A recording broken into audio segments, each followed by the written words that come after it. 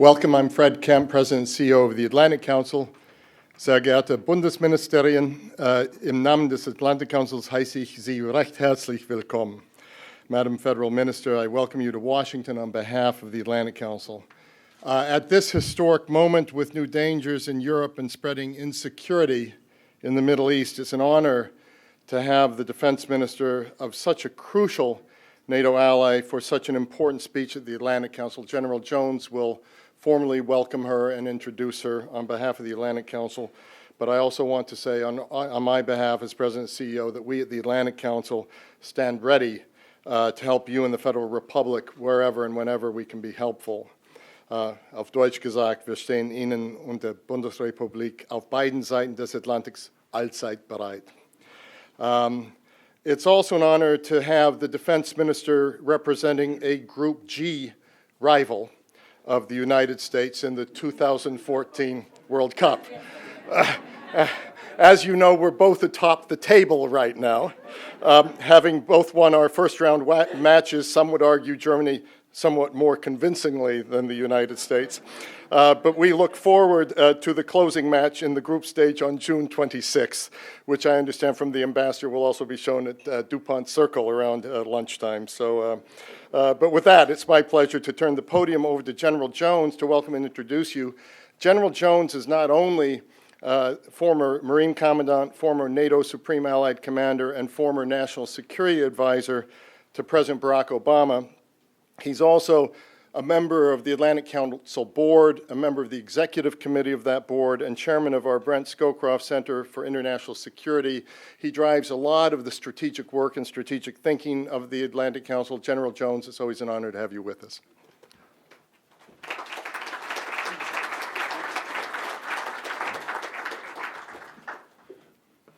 Fred, thank you very much for that kind introduction. And it is, in fact, a great honor and a pleasure for the Atlantic Council to have the privilege of hosting the Minister of Defense of the Federal Republic of Germany, Dr. Ursula von der Leyen.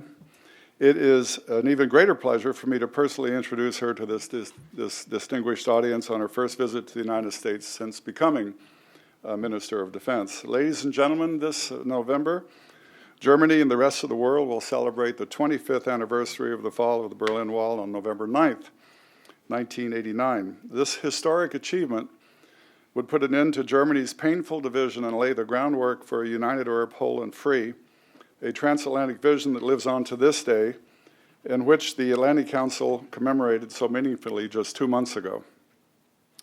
In an address to the people of Germany upon its peaceful and democratic reunification in October 1990, President George Bush cautioned that Germany's historic accomplishment would present new challenges and responsibilities.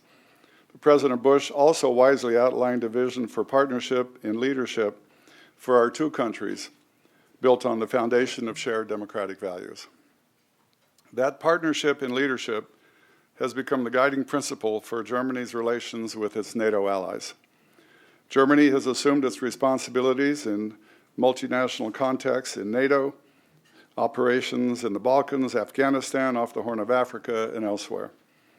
This decision to contribute to international security operations outside of Germany's borders required courageous leadership from Germany's ministers and from its parliament, sparked by a healthy public debate within Germany about the country's proper role in a changing world, especially in this very difficult new century. Germany is once again in the midst of a debate about the role it should play in international security in today's unpredictable world. Minister von der Leyen has been a driving force in shaping that debate from her first days as minister. At this year's Munich Security Conference, she followed the remarkable opening speech of German President Gauck by warning that, quote, indifference is not an option for a country of Germany's size, influence, and democratic traditions. What a powerful statement. The minister assumed her portfolio in December of 2013. She's one of 3 ministers in the government to have served with chancellors throughout her entire tenure as chancellor, and is the first female minister of defense of the Federal Republic. Minister von der Leyen is a European by birth, a talented physician, and a dedicated German public servant by occupation, and the mother of 7 children, and I thought being National Security Advisor was a busy job. Born in Belgium as the daughter of a European Commission official, she learned fluent French as a child, and I can attest to that from our conversations last night. After receiving her doctorate in medicine, she and her husband moved to California in the mid-1990s and established strong ties with the United States. After returning to Germany, she was elected to local office in the Hanover region in 2001 and was elected to the Parliament of Lower Saxony in 2003. In 2005, she was appointed Minister for Family Affairs, Senior Citizens, Women, and Youth in Chancellor Merkel's government, and as Minister of Labor and Social Affairs in 2009.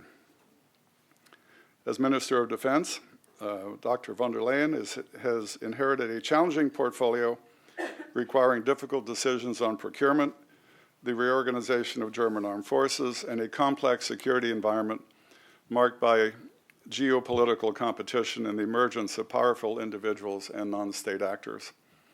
As Minister of Defense, she has taken bold action, pledging Germany's participation in NATO's Operation Resolute support in Afghanistan, committing German forces to NATO reassurance measures in Central and Eastern Europe, and leading the framework nations approach for multinational capabilities development within the alliance. We look forward to hearing her views on the security agenda for Germany in and around Europe and her country's priorities as we look forward to the NATO summit in Wales this fall. So please join me in giving a warm welcome to Minister von der Leyen. Thank you.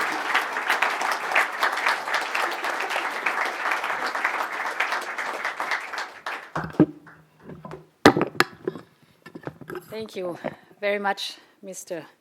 Kempe. Thank you, General Jones. Actually, ladies and gentlemen, my family ties to the United States are way deeper than the Stanford experience. My great-grandmother was born in Charleston, South Carolina. My great-grandfather was in the cotton business, and he sailed to America, fell in love with my great-grandmother, brought her home to Bremen. To those who know what that is, that's a city in the north of Germany with a typical northern German weather. I'm not sure whether my great-grandmother was very happy about that. He built for her a house which is typical for Charleston. And I remember as a small child, 5 years old, that she had this weird accent. She kept it all her life, and she always told us that she is a descendant of Pocahontas. That's true. And I was told in my family we all have dark eyebrows, and that's because of Pocahontas.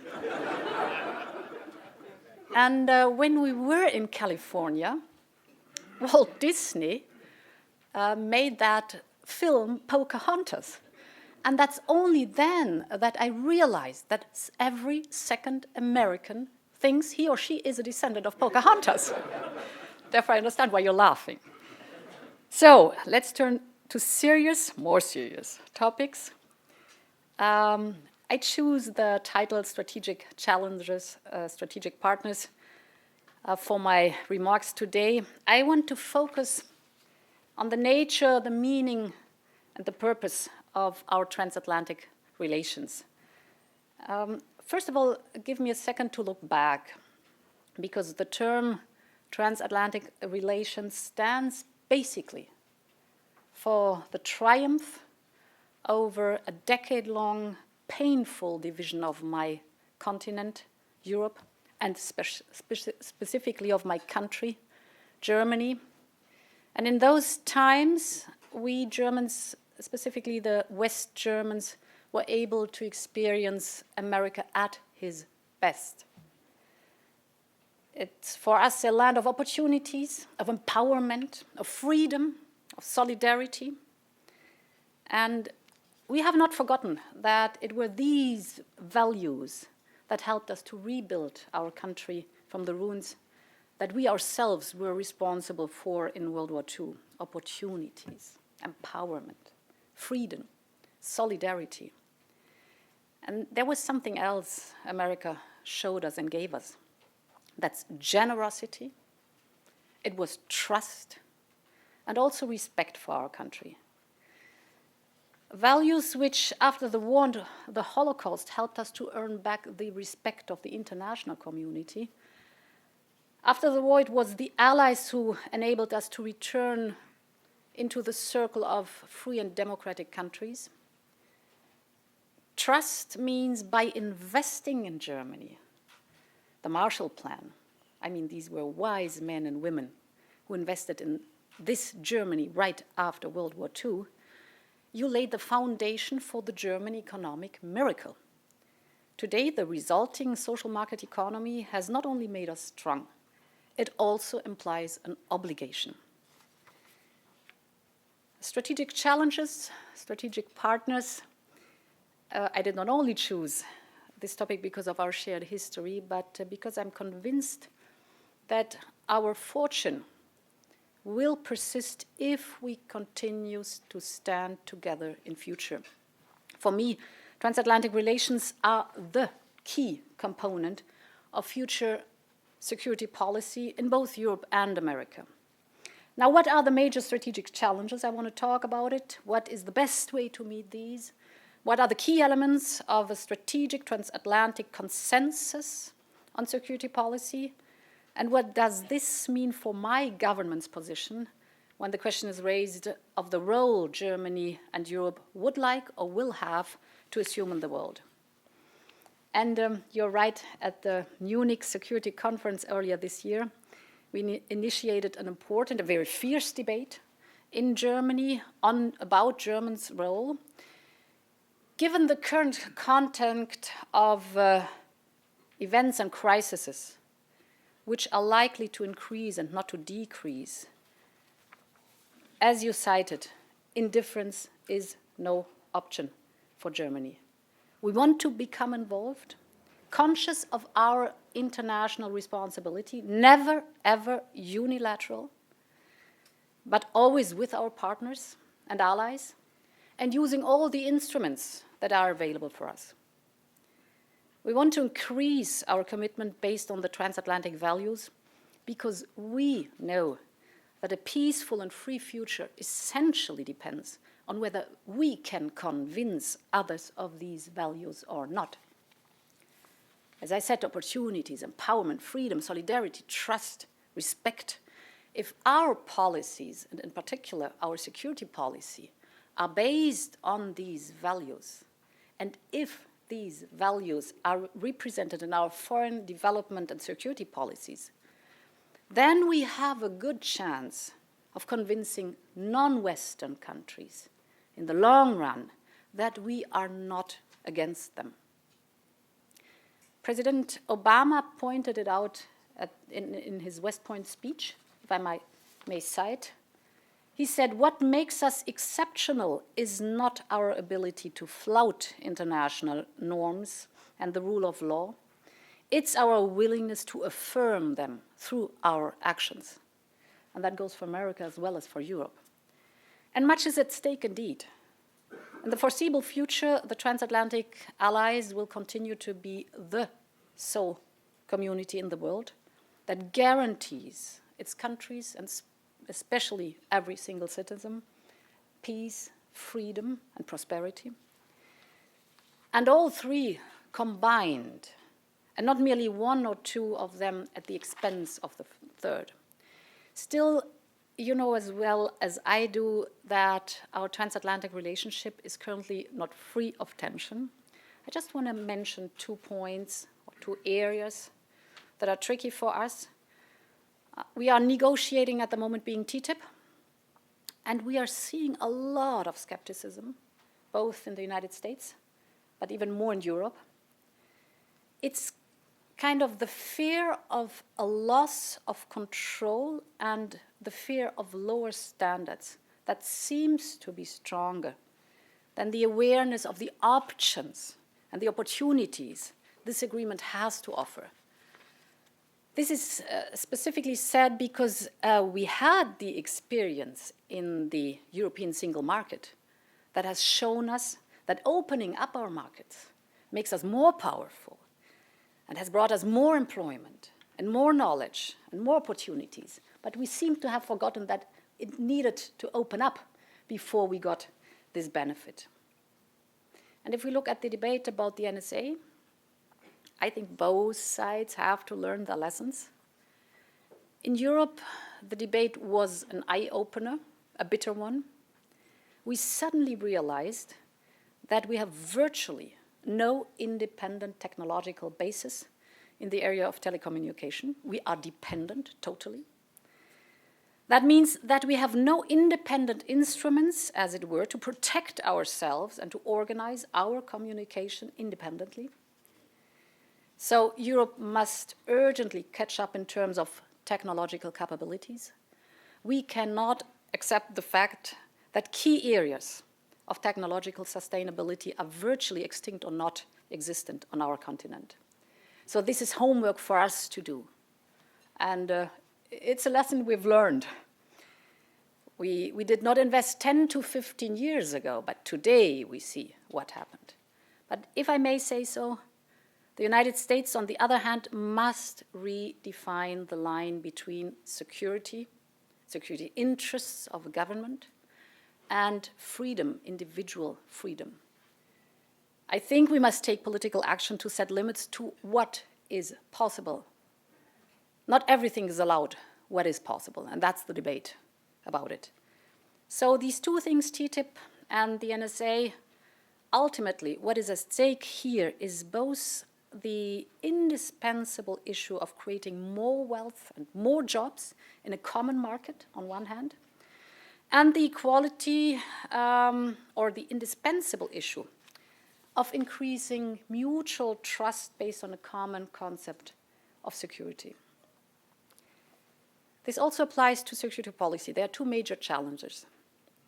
The first one is the arc of crisis, if I may call it that way, stretching from West Africa to the Middle East, to Afghanistan, to Pakistan. We're in the middle of a debate about that right now. The challenge here is the growth of transnational terrorism, which so far cannot be controlled. This also entails the problem of fragile and failing states and of poverty-related migration, which often ends tragically at Europe's shores. And the second crucial security challenge we face right now is Eastern Europe. We cannot close our eyes of the fact that Russia is trampling, literally trampling, on international treaties, on principles of sovereignty, on territorial integrity.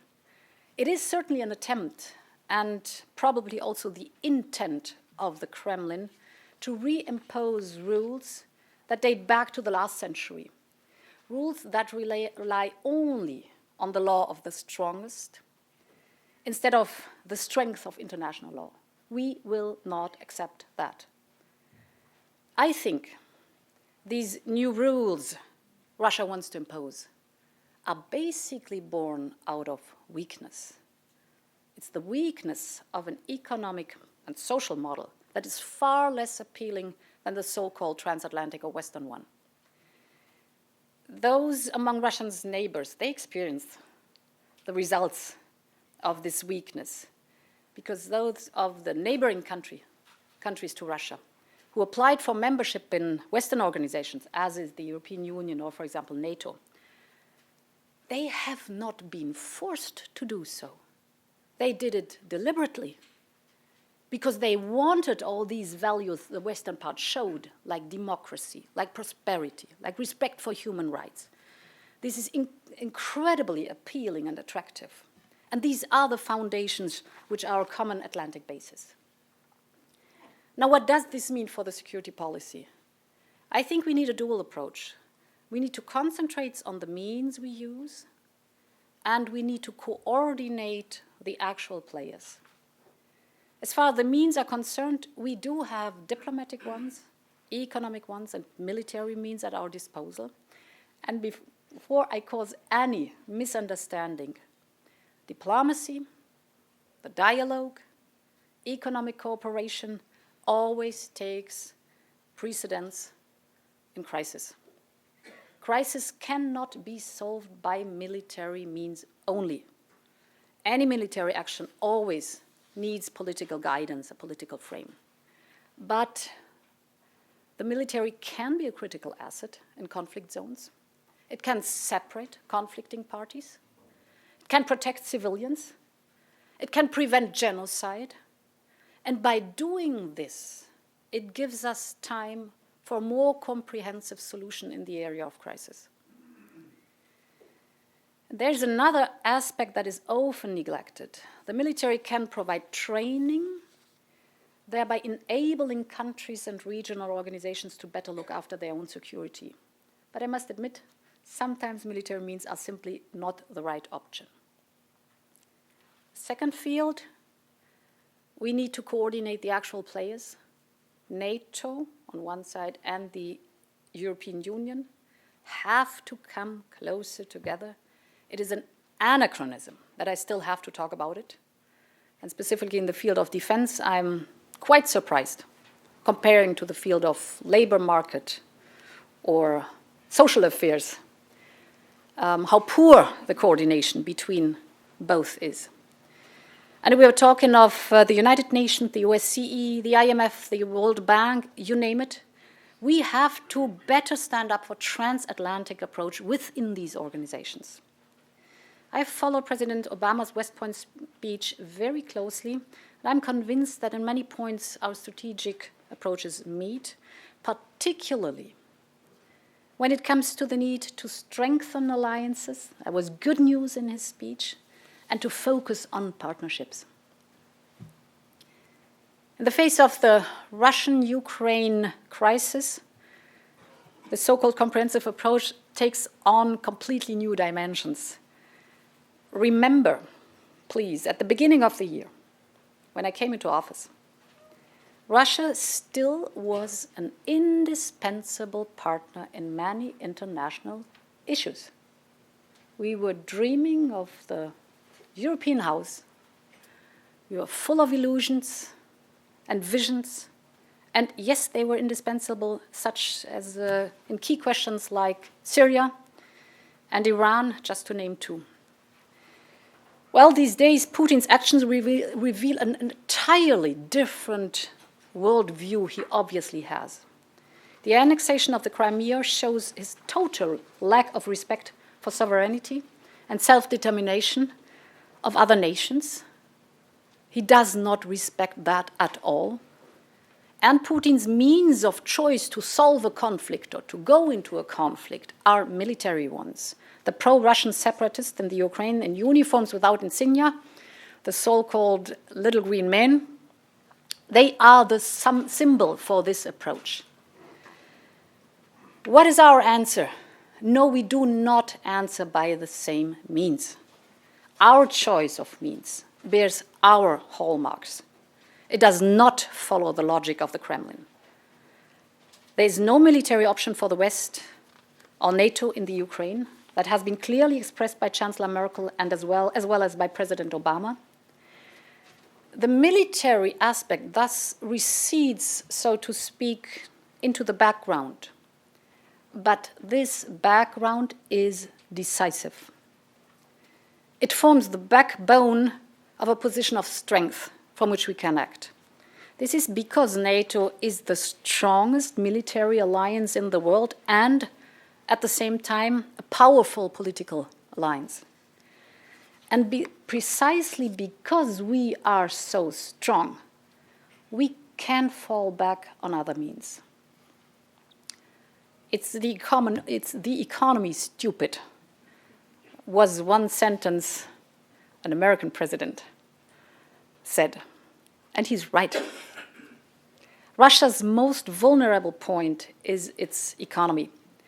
Russia's population is aging and shrinking. It's undergoing a sharp demographic decline. Putin should be, at that time, investing heavily in educating the young people in his country. He should be supporting innovation, networking young people worldwide. That's what he needs. Promoting immigration of skilled labor to his country, allowing science to develop freely. All these are things he fears because knowledge, education, makes people independent and hungry. Hungry for an open exchange of opinions, hungry for tolerance of different views, hungry for a culture of critical debates, free speech, free press. Think of that in Russia. In addition, his actions have resulted in dramatic capital flight in Russia and a widespread wait-and-see attitude among potential investors. This is because investment also requires trust, trust in the rule of law. And there is no trust in the rule of law in Russia. One look at the ruble exchange rate and the Russian stock price shows just how severely this trust has been shaken. And thus the circle is completed. NATO as a defense alliance will give the right response to President Putin's politics. Our military alliance is strong and powerful, but our greatest strength is our transatlantic values. And as a political alliance, our unity is our true strength.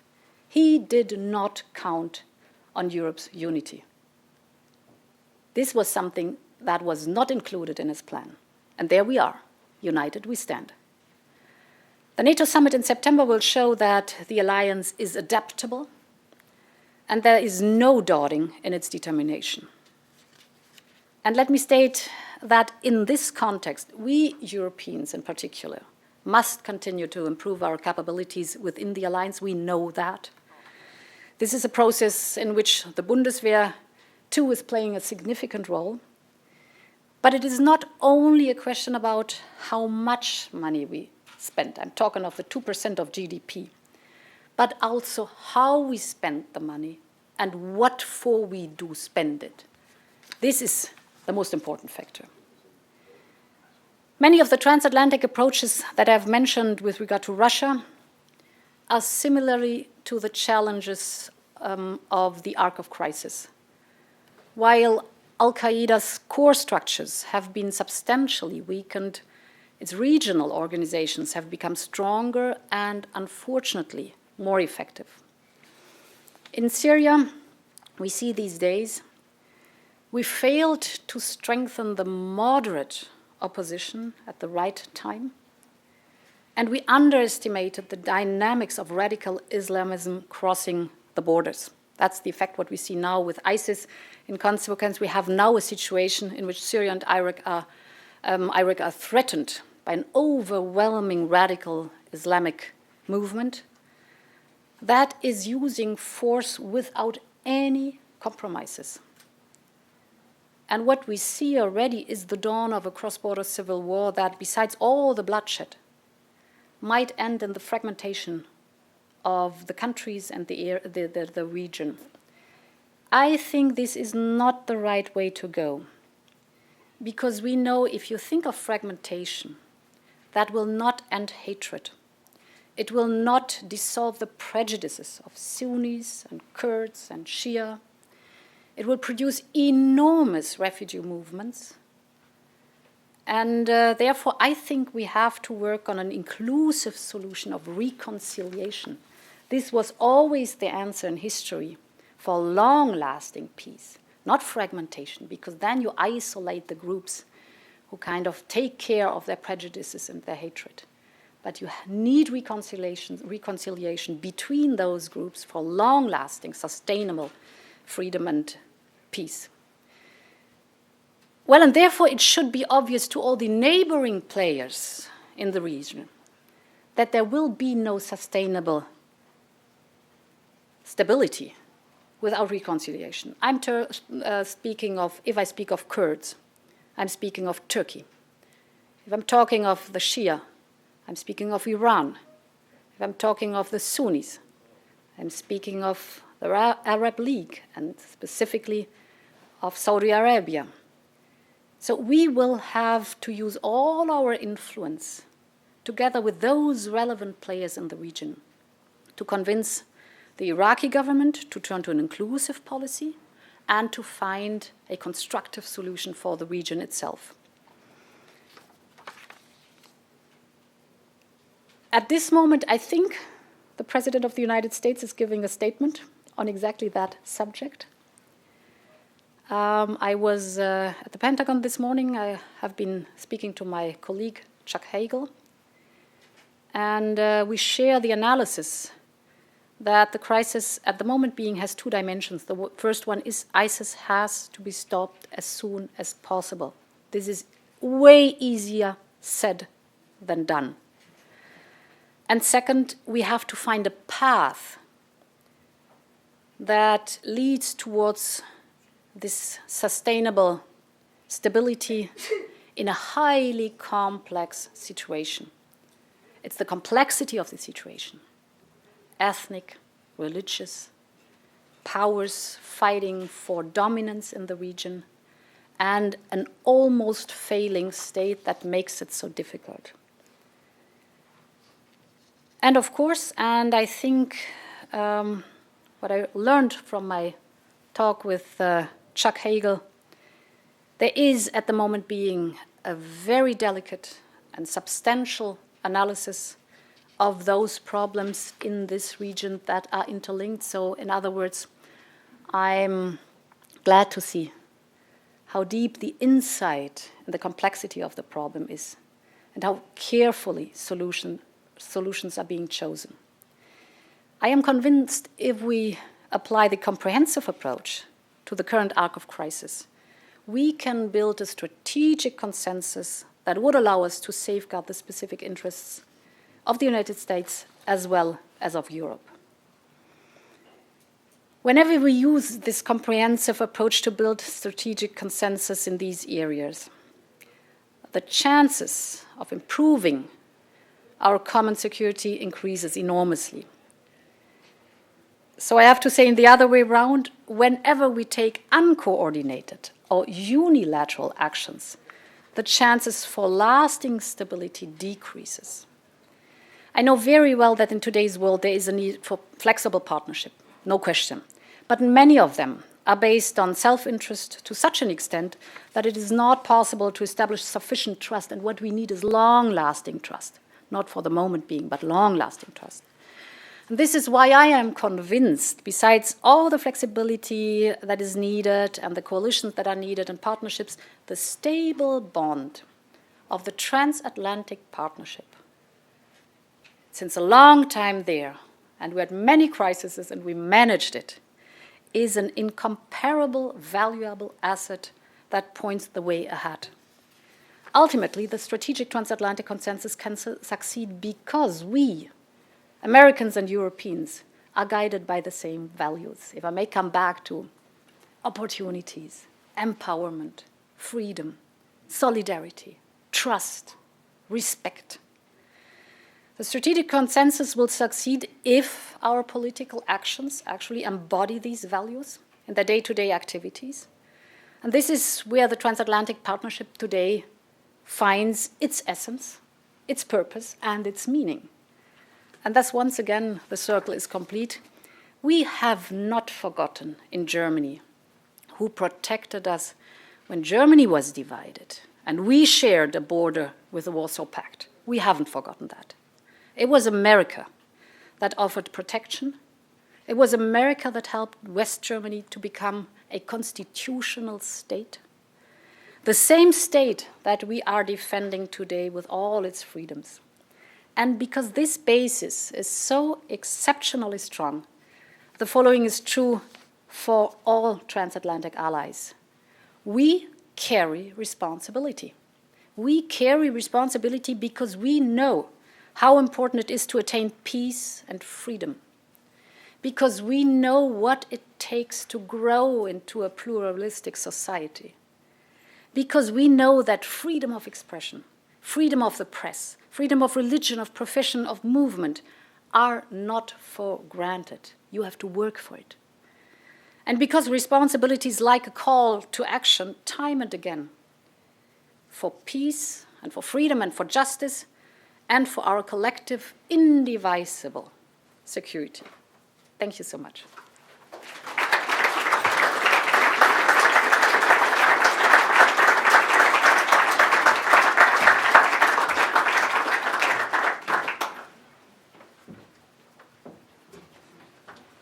Thank you so much, Madam Minister, for a perfect beginning to the conversation that I think will continue here today.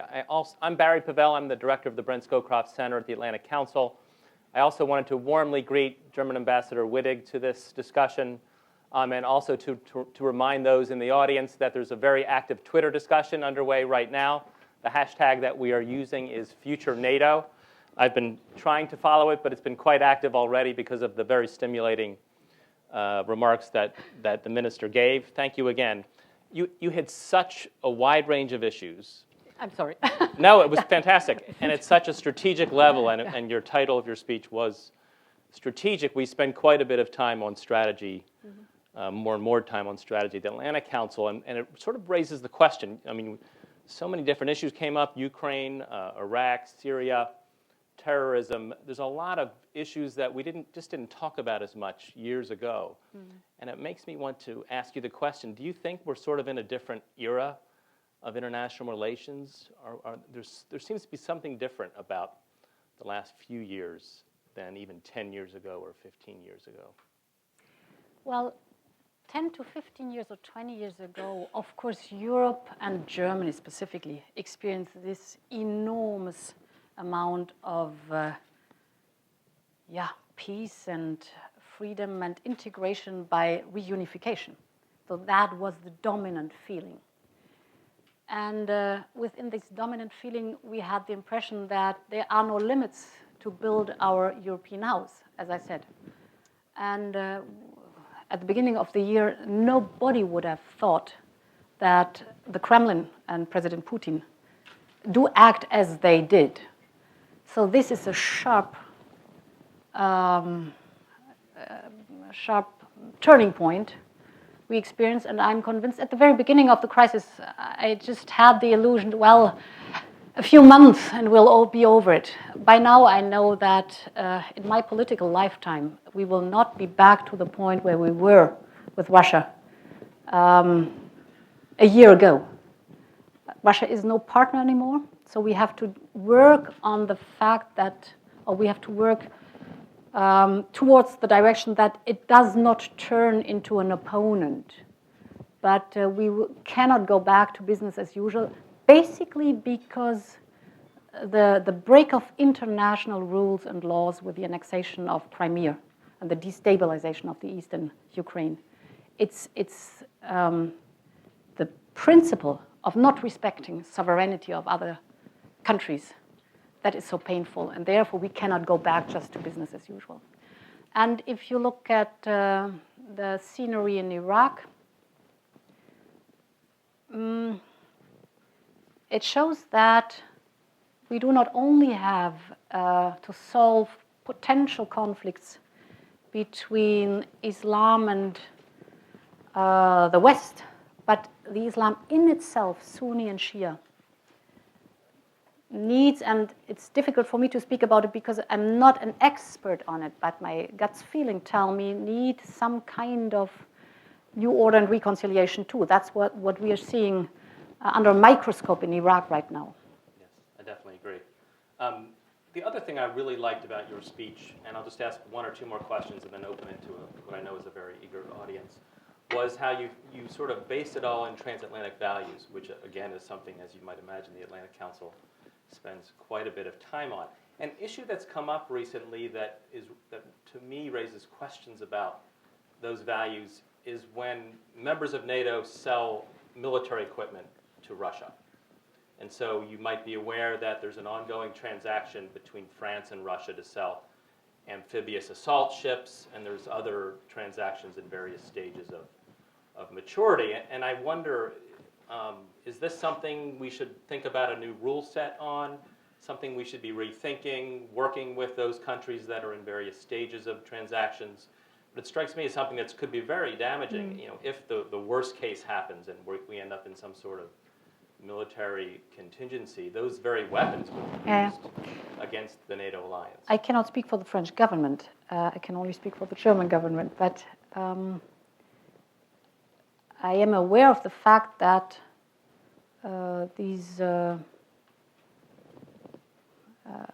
possibility of selling weapons to Russia are being rethought.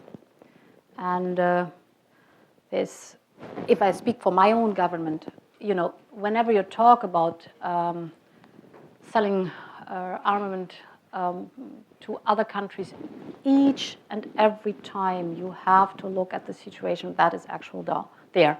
And you have to measure what are the basic conditions, what are the risks you see ahead, how do they deal, human rights, what is the state of the government. So this is not one thing where you say once this country yes and this country no, but ongoing by each different step you have to look what is the actual situation. Thank you. The last question I'll ask, which also relates to values, and I thought you brought it up very well, was the sort of the reaction in your country and elsewhere to the NSA revelations.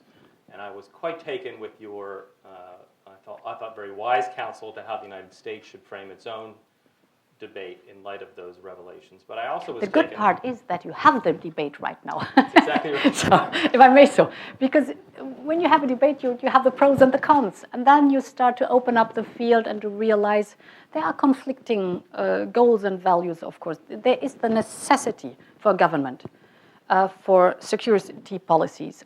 No question at all. But there's a necessity for the individual, to take care of his own rights. And you have to see where the dividing line is in between. Yeah, so I agree. That's a very healthy debate for a country and its civil society to have. You also said, though, that it's time for Germany and potentially for Europe to be developing its own capacities in this area, which are indeed, the lifeblood of the global economy, increasingly going forward, but also very important means of technological capacity. Can you give us any more of your thoughts on sort of how that might play out? I cannot speculate on how that might happen, but the lesson I have learned from that is being in a government, you have to be aware what are future trends that develop, and you have to invest in the research and young companies in these future fields at the very beginning. This does cost money, and often these are fields you do not like at all because they are new and there's a lot of criticism in it. We did not do that 10 to 15 years ago. And all of a sudden we realized the whole production in this field has gone somewhere else. And we have no ability anymore. And I'm thinking my responsibility context to what are the capabilities we will need in the future, although we do not like to talk about them right now. There is a responsibility of a government to invest in them, not because of the military means, but because of the civil means, and not means, but the civil products and goods on the long term you're going to have. And there is an obligation for a government to invest in research, in basic development, in young companies in these fields, because if you do not do that, they go somewhere else. That's Very what good. I've learned. Thank you very much, Madam Minister. I would like to now turn to questions. I see the first hand in the back. Right there. Thank you. If you could please identify yourself and then state a clear and brief question. Brian Beery, Washington correspondent, Europolitics. Just have a question on the development of drone technology. What's your view of the state of European collaboration at the moment to do something together on drones? In our coalition treaty, the German government agreed that we will, first of all, and we need that, have a broad debate, a public debate about what's behind that word drone and its capabilities. Because if I look at the long-term acceptance, the long-term public acceptance, you need a consensus within your government, the parliament, and the society, what you want and what for you want something. We will have this debate in 1 or 2 weeks in Germany. Afterwards, we're going to take a decision. So it's not in the far future, but very close what the timelines are concerned. Yes, the European heads of state and government decided in December last year that Europe needs to invest in UAVs. and needs a joint development of new UAVs. This is the same topic of capabilities you have to develop just to be able to be independent. So first step is the public debate, and second step then is take the decision, perhaps in this summer or later this year, how we're going to proceed. Thank you. I had a gentleman over here next against the wall.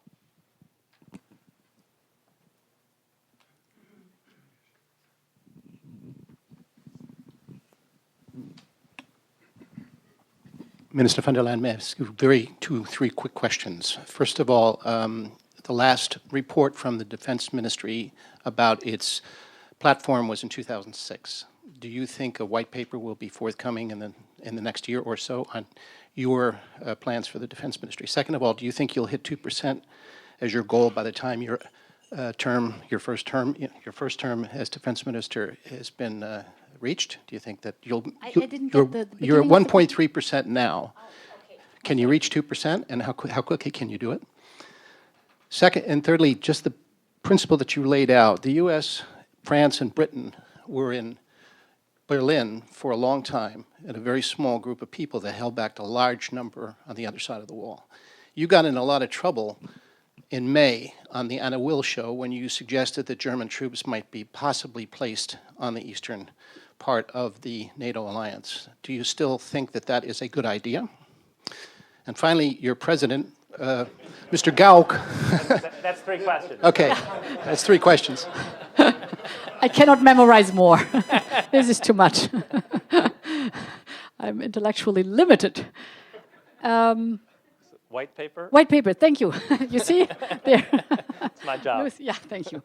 White paper is an interesting thought. We haven't taken a decision right now, but yes, it might be an interesting thought. Second was... 2% of GDP? Thank you, 2% of GDP. Well, 2% of what is the question? Let me give you two examples. In Germany, we have a defense budget that has been stable compared to other countries where there were, European countries, where there was a sharp decline, 30 and 40% cuts in the defense budgets. And there will be a slight increase in the next years. But our problem is, with this percentage, that the GDP is growing faster. The German government budget is not growing as the GDP is growing. This is good news for the German economy. So that's our governmental goal. And therefore, you see, it's kind of absurd to link this to the 2%, because if you look at another country like Greece, they had tremendous cuts in the defense budget, but the GDP was shrinking faster. So they kind of reached the 2% by now because of the shrinking GDP. This cannot be the solution for sustainable defense budget. And therefore, my pledge is to say, okay, the 2% goal, yes, but what are we spending the money for, and how are we spending it? So let's find common capabilities we want to invest in. This is way better. Actually, it strengthens the position of the defense minister within the cabinet and with the finance minister if you know what you want the money for, instead of saying I need, in Germany it would be like 6 billion more for defense. The first question would be, what for? So it's not only a matter of 2% of the GDP, but it's also a question of where you want to spend the money and how you want to spend the money. The third question was on deploying German forces further to the east. I said we have to show more presence. That's what's happening right now already. Air policing in the Baltic states, naval presence in the Baltic Sea, and we're going to have the multinational Corps Northeast in a high readiness status. So all these things did happen. But what this discussion showed was the public was not prepared at all to that. And I realize you have to talk a lot about these things to explain why this was necessary.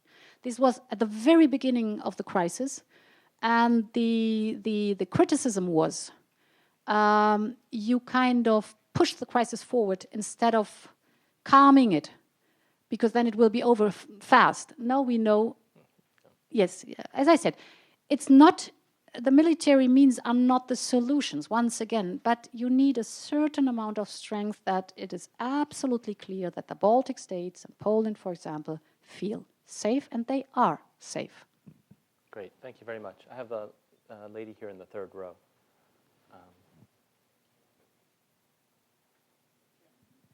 Thank you. Hope Harrison from George Washington University. Thank you, Minister von der Leyen, so much for speaking to us. My question is about generational differences in Germany on relations with the US and on use of force or more active German foreign policy. The kinds of values and shared values that you talked about between Germany and the US. Sadly, on my many trips to Germany, it seems that many of the younger generation who grew up with George Bush's war in Iraq and now with NSA don't feel those same things for the US, which is a big concern for transatlantic relations. And secondly, on a more active German role in the world, including use of military, I'm wondering if there's a different generational difference where the older generation remembers what the US has done, on the use of force. The older generation feels more the weight of the Nazi past and is still very reluctant to take the lead. Whereas some younger Germans I've spoken with say that they think Germany is ready and should move beyond the weight of the past. So I'm wondering if you could talk about these generational issues in Germany.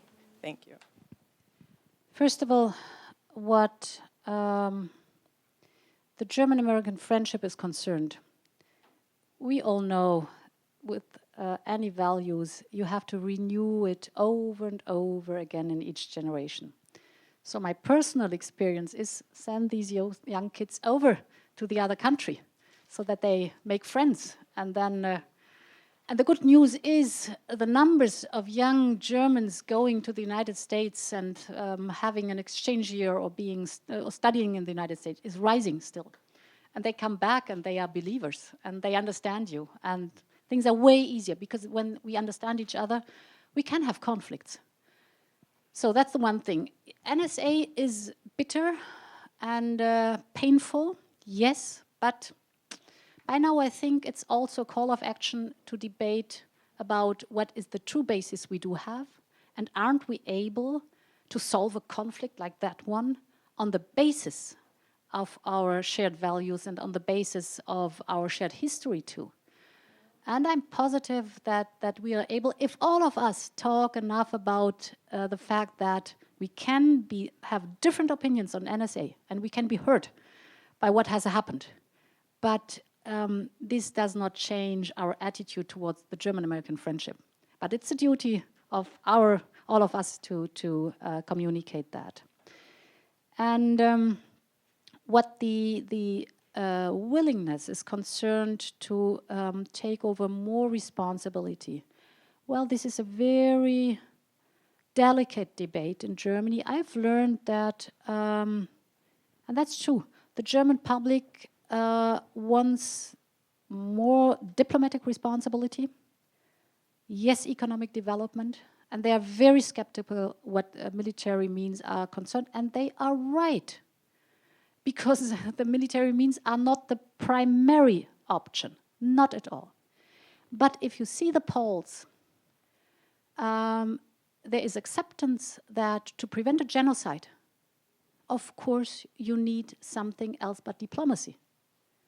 To protect people from being killed, you need something else than economic development. There is no security without development, but there is no development without security. And what I realize in this debate is that we have to talk about it in a much broader way. That's my duty. That's my job to do, to communicate. I've been at the United Nations on Tuesday, and the principle of peacekeeping missions, and there are, of course, the whole concept of diplomacy, economic development, and military peacekeeping. This is the right way to go. That's where we want to take over more responsibility. The United Nations asked us to get more involved with our technological capabilities, with the people in headquarters. And yes, we're willing to do that. Thank you very much. I want to switch it up and go to the people over there. Hi, Madam Minister. Byron Callan. I'm an analyst at Capital Alpha Partners. You talked a bit about capabilities. I wonder if you can elaborate a little bit more about the capabilities, the priorities that you see for the German military. What are the things that you'd like to see Germany invest in terms of military capabilities? Thank you. Oh, this is getting detailed. Well, we are good at strategic airlift. We're very good, and these are key capabilities others do not have. We're very good at Medivac, the whole medical evacuation. As a physician, I love that. Pioneers, I have to ask my general, because he's way more into the topic. Pioneer activities, for example, logistics. Germans are very, very intensive in logistics, but logistics are necessary. You have to be organized, even in military means.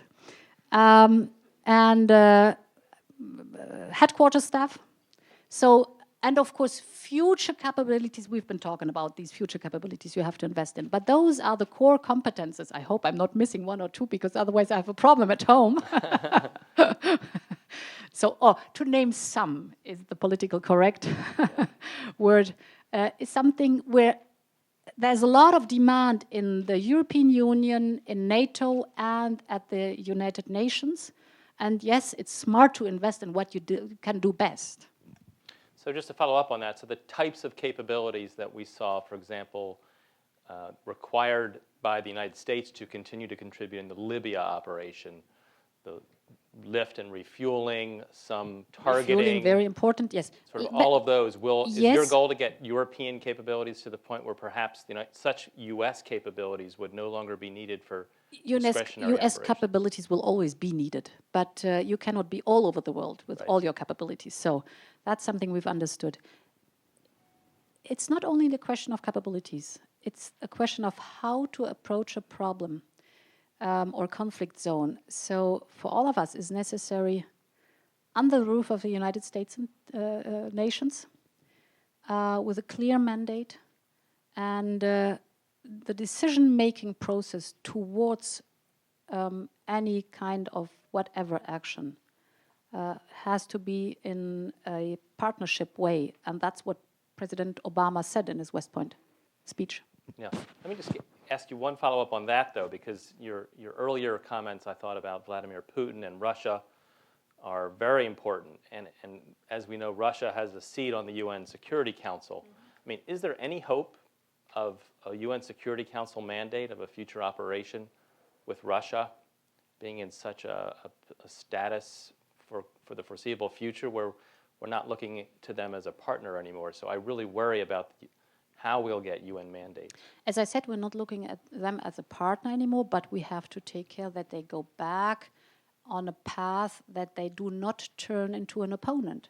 So this is the zone in which we're moving forward, and therefore I'm convinced the attitude is show force with economic sanctions if necessary, but never slam the door in their face. Always keep the door open, always stretch out your hand and say, there are problems in the world. I'm speaking of Syria or Iran. We do need each other. I mean, Russia has no interest that the ISIS virus is spreading towards Russia, because they have an Islamic population too. So as difficult as it is, we have always to keep up dialogue. This is the most difficult thing, I think, in conflict partnerships. Thank you. Yes, question in the middle here. My question, in fact, follows up on the Putin point, where you stated explicitly that you're concerned that he's behaving out of weakness. Could you identify yourself? I'm sorry, Michael Schrag with MIT. That President Putin believes he's acting out of weakness. I would like to ask, as somebody who has access to intelligence and clearly cares about the future of the region, does President Putin believe he's acting out of weakness? No, no, no, no, no. Yeah, you're right. If you read his speech he gave, I only have this enormous golden Kremlin before my eyes. I do not know the time anymore. But all of us know which speech we are talking of. Yeah. This was really shocking for the Western world. My experts tell me not the fact that the annexation of the Crimea was the most disappointing thing, but his speech he gave, where he was kind of destroying the whole security architecture that has been built over the last 25 years. And therefore, you're right, he has a different worldview on things, which is legitimate because not everybody in the world has to have the same view on things. And yes, you're right, I think he thinks the Western part, specifically Europe, is weak, is decadent, is aging, is unable to act strong.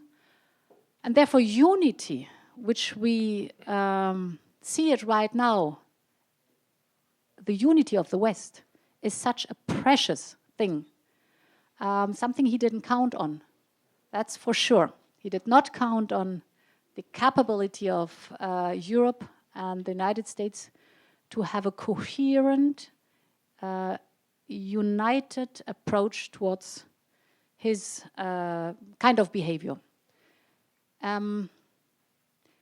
And if you look at the figures in Russia, what the Russian society is, the Russian economy is concerned, Russia is highly dependent on imports, a broad, diverse amount of imports, while Russia itself has a very homogeneous export, only 80% are energy. So if the West, and the West does start already to turn around to look for alternatives for energy supply, it's enormously devastating and damaging the export possibilities of Russia, while Russia still is, as I said, in a diverse and wide range of goods, dependent on importing. And I think the second thing is even more impressive, to see that it needed only the turmoil of the last weeks and months. That capital just flew away. The IMF and the World Bank estimated the loss of capital in Russia this year. It's about 100 billion to 200 billion, the estimated loss of capital. And if you know how potentially weak the economy is, if you look at how the population and its ability are built up, then you know what that does mean for Russia. This is the next worry for the world, because a weak Russia is not a good Russia neither. But, well, that's another story. Just a very brief follow-up on that. I mean, that speech was really important, and I think it created a bit of a debate in all of our countries. You know, one of the main themes of the speech was how the West was to blame for all of Russia's problems and for all of the problems in the world in many ways. NATO enlargement, caused new hostilities. And there is a bit of a debate in the U.S. even on sort of how that speech landed and what the reaction is in terms of sort of how we should view Russia going forward. Can you give us just a brief sense of how did that speech play in Germany? Did it shock some people into thinking, as you do, they're not going to be a partner for a while? Or did it resonate with some of the German population in a way that said, yes, maybe the West didn't, maybe the West did have some responsibility for this? Oh, yes, we had this debate, the one and the other position as well. I can only tell you what my perception is. As I said, these countries who tried to associate with the West or even become members, Poland, Baltic states, of the European Union and the NATO, they have not been forced to do so. It's the way this decadent, aging, heterogeneous Europe is appealing by democracy and by respecting human rights. And yes, we are pluralistic, but that's fascinating.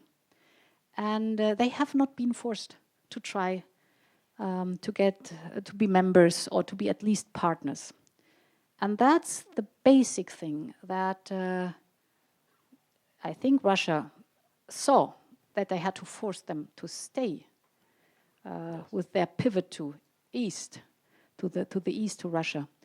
This is tragic, if you look at that, but it tells a huge story. That's one thing. And the other thing is, we had a debate when Putin is, by his speech and his actions, kind of, wie sagt man kündigen? He gives up on international treaties like the NATO-Russian Founding Act. Yeah. Is then the NATO-Russian Founding Act gone? My position is no. On our side, we try to stick to it because rules we imposed on ourselves, international rules, we have to try to stick to them as long as possible, even if one side gives up on them. Because there is no arbitrary anymore than us. It's the international community who imposed these rules on itself, so we have to stick to it. I see. Thank you. Time for a few more questions. This gentleman here in the third row. Hi, Batu Kutelia, McCain Institute. I'm from Georgia. Thank you for the excellent speech. I would suggest to publish it in Russian language for the wider Russian audience. And my question is on Russia. In your recent interview, Spiegel interview, you mentioned that Russia destroyed the massive amount of trust. So my question is when and for what Russia earned this trust? And the second is what Russia needs to do in a short term to restore this trust, if it was existed. Well, to be honest, there was a lot of trust. And as I said, confidence in my country. Even I had this trust and confidence. When I was in the first cabinet with Mrs. Merkel, it was 2005. I remember when we had this first intergovernmental meetings in Russia, the German government and the Russian government, and there were so many projects together, and so many investments of the Eastern economic partners in Western, the European business sector in Russia. There was the illusion of an open market, what we could do together. There was a lot of enthusiasm. Yes, this was there. And to be honest,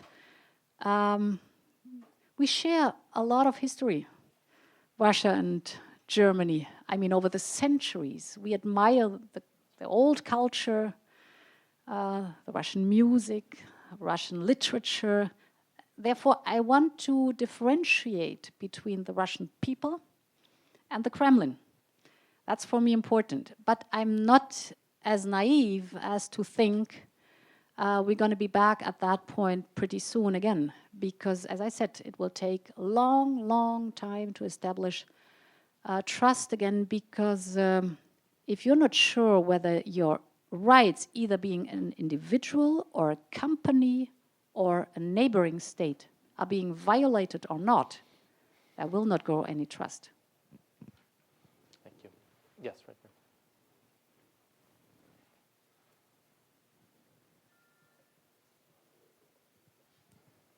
Thank you. Alex Paul, Women in International Security. So I wanted to, you mentioned the UN earlier, and I wanted to ask about UN Resolution 1325, because it's the 15th anniversary next year. So obviously UN Resolution 1325 commits... Tell me, what is behind that number? I will explain to you. It was passed in 2000. It commits all UN member states, including NATO, to gender mainstreaming all its operations and missions. So I was wondering what maybe Germany might be mentioning or pushing other NATO countries to do at the summit in September to try and ensure that women and the concerns of women are really at the forefront when NATO is considering future operations around the world. Whoa, I learned a lot from your question. First of all, I learned that I have to look up this resolution. Being the first female minister of defense in Germany, why did my staff not tell me about this resolution? That's a new field to work in. That should have been in your orientation packet. Yes. So thank you. Thank you for that. Opens up totally new dimensions. Because some people in Germany fear me. because I have a history as a minister for women's rights and labor and family affairs, so I cannot answer directly to that question, but I'm going to, well, let's put it that way. At the moment, I'm looking at the Bundeswehr. Is it okay if I speak a little bit of the Bundeswehr? It's very specific. Since 12 years or 13 years, women are allowed to join the Bundeswehr, which is a shame that it's only 12 years old, but, well, that's another story. It's a typical German story. At the moment being, I raised the question whether they have access to career paths similar to men. And as I'm very experienced what the glass ceiling is concerned, and I'm very experienced what the stubborn way of German enterprises is concerned to tell me that women are not capable and they are not present to take over leading positions, I know how to you have to break the glass ceiling. I'm on my way to find out whether there's a glass ceiling in the Bundeswehr. If there is one, I'm going to destroy it. Unfortunately, I think we are out of time. I would like to go on all afternoon. This has been both interesting, important, and so fascinating and entertaining for me as well. But please join me in thanking Madam Minister for coming to the Council.